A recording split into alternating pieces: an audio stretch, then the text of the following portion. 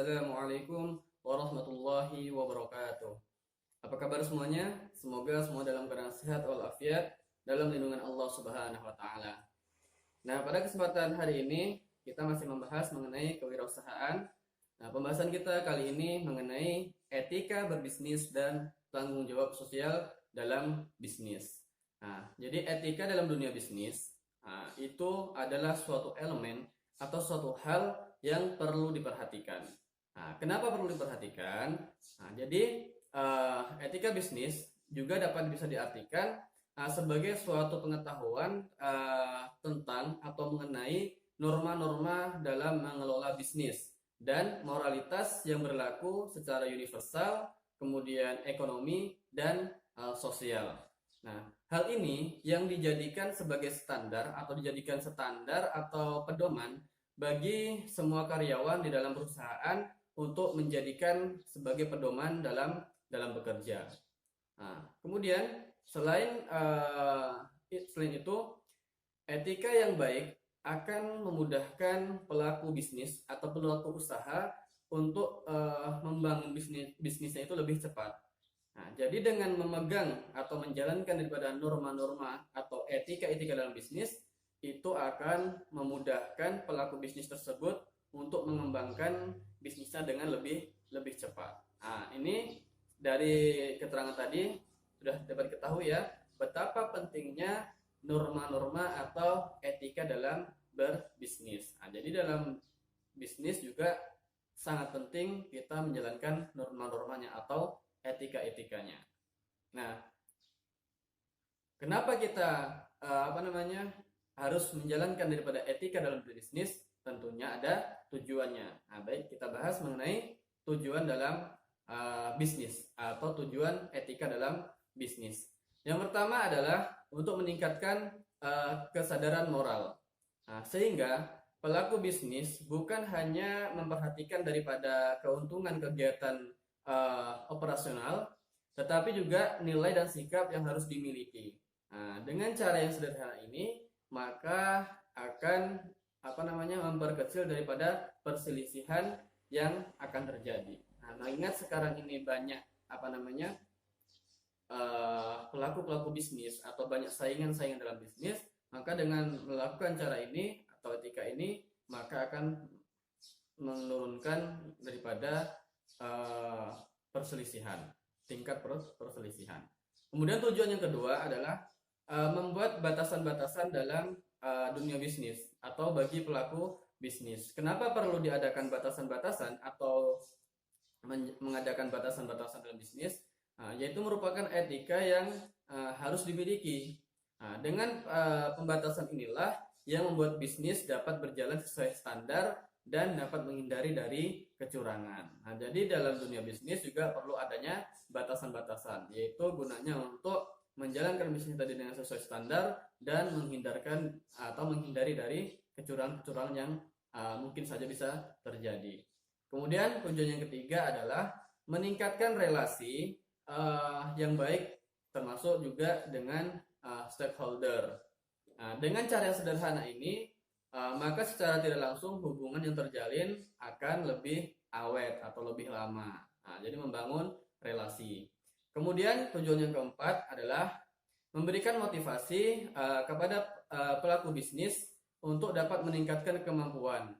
Karena adanya standar yang sudah berlaku dan harus dipatuhi oleh seluruh pembisnis atau pelaku bisnis. Itulah 4 tujuan dalam kita melaksanakan atau menjalankan etika-etika dalam bisnis. Nah, kemudian ada juga manfaatnya. Nah, jadi beberapa manfaat yang kita dapatkan ketika kita melakukan bisnis dengan etika-etika yang berlaku. Yang pertama adalah memiliki reputasi yang baik. Nah, perusahaan yang menerapkan etika dalam bisnis seharusnya akan memiliki citra yang lebih baik dan membuat pelanggan terus bertambah. Dengan cara ini, perusahaan dapat berkembang dengan mencapai target dengan kesuksesan. Nah, jadi suatu perusahaan atau pelaku bisnis yang dia menjalankan norma-norma atau etika-etika dalam bisnis, maka dia akan mendapatkan reputasi yang baik.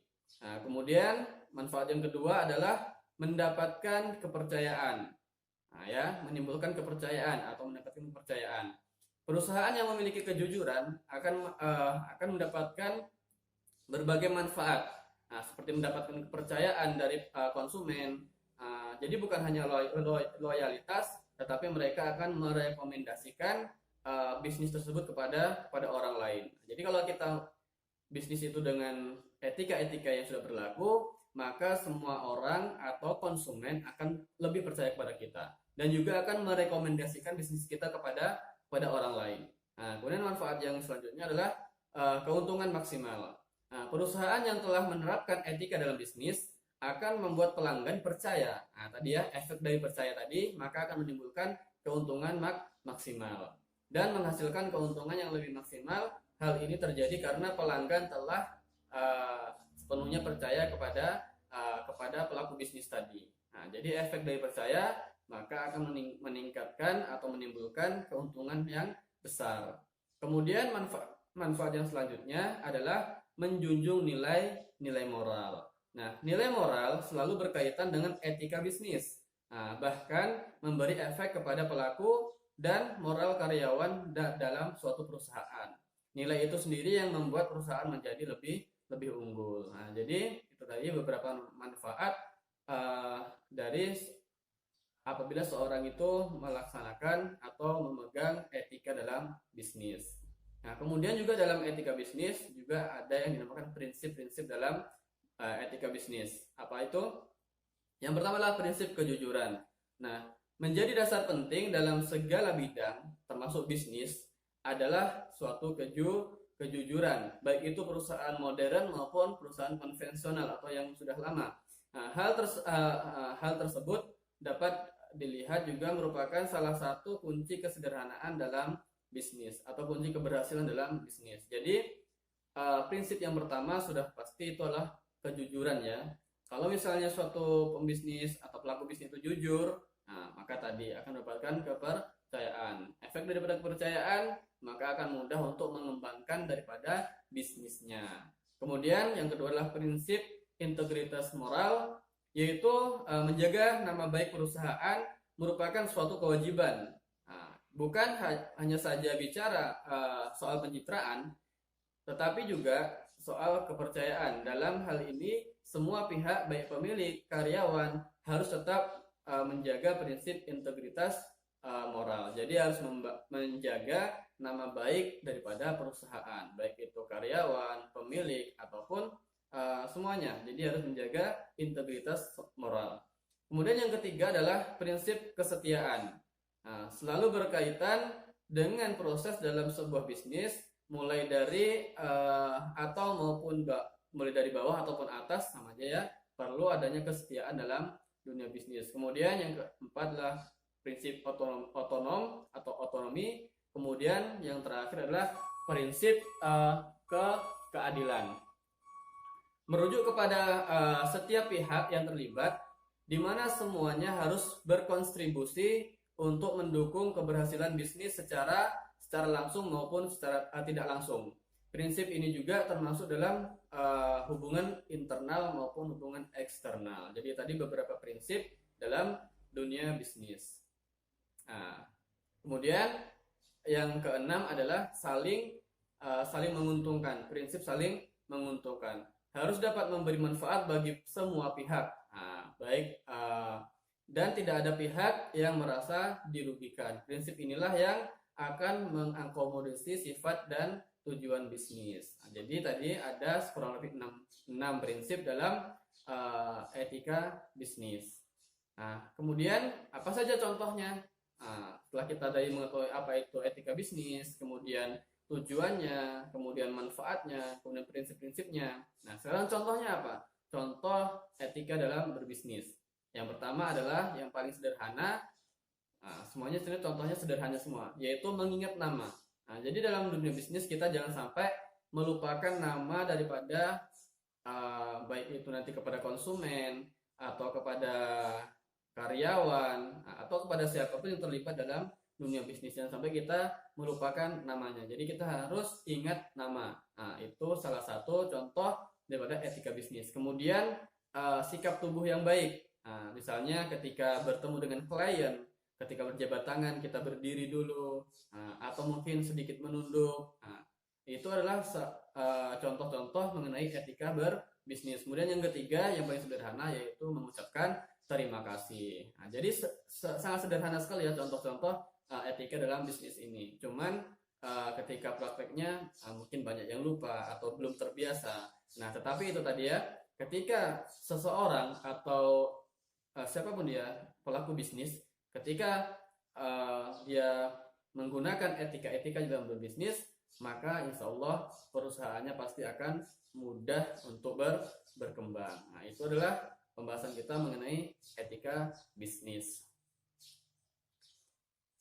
Nah, baik. Selanjutnya kita akan membahas mengenai tanggung jawab sosial dalam bisnis. Nah, apa itu tanggung jawab sosial dalam bisnis? Tanggung jawab sosial perusahaan merupakan kewajiban yang bukan kewajiban tapi kebijakan. Nah, tanggung jawab sosial dalam perusahaan merupakan kebijakan yang diambil guna menemukan titik keseimbangan antara perusahaan dan pihak yang terkait seperti masyarakat, pemerintah, dan konsumen. Nah, dalam hal ini perusahaan bukan hanya saja mencari keuntungan, akan tetapi juga memperhatikan dampak sosial apa yang bisa ditimbulkan dengan keberadaan mereka, kegiatan operasi dan investasi. Jadi dengan tanggung jawab sosial ini bukan hanya memikirkan keuntungannya saja, tapi memikirkan apa dampak yang akan terjadi jika mereka ada dalam lingkup tersebut. Nah, kemudian selain hal ini, menjadi suatu cara bagi perusahaan untuk beradaptasi dengan perubahan psikologi pada pelaku ekonomi. Nah, di mana saat ini konsumen bukan hanya saja menomorsatukan harga murah, tetapi efek yang diberikan kepada lingkungan dengan membeli produk tertentu. Jadi konsumen juga sekarang ini bukan hanya memikirkan atau mengutamakan harga yang murah, tetapi juga memikirkan apa dampak yang terjadi dengan produk tersebut. Nah, inilah merupakan tanggung jawab sosial dalam dunia bisnis. Nah, jadi apa saja sih tanggung jawab sosial dalam dunia bisnis itu? Yang pertama adalah tanggung jawab sosial kepada karyawan. Nah, sebelum memikirkan pihak luar, ada baiknya untuk menomorsatukan rasa aman dan nyaman kepada karyawan. Nah, jadi bagi perusahaan, sebelum kita memikirkan untuk dunia luar, lebih baik alangkah baiknya untuk memikirkan tentang kebaikan dan kenyamanan bagi karyawannya. Nah, seperti memberikan perlakuan yang adil, kemudian kesempatan untuk berkembang, serta pelatihan yang dapat digunakan untuk melakukan pengembangan diri. Nah, ingat, jika karyawan merupakan aset perusahaan yang berharga. Nah, jadi itu ya tanggung jawab kepada karyawan. Kemudian yang kedua adalah tanggung jawab sosial kepada konsumen.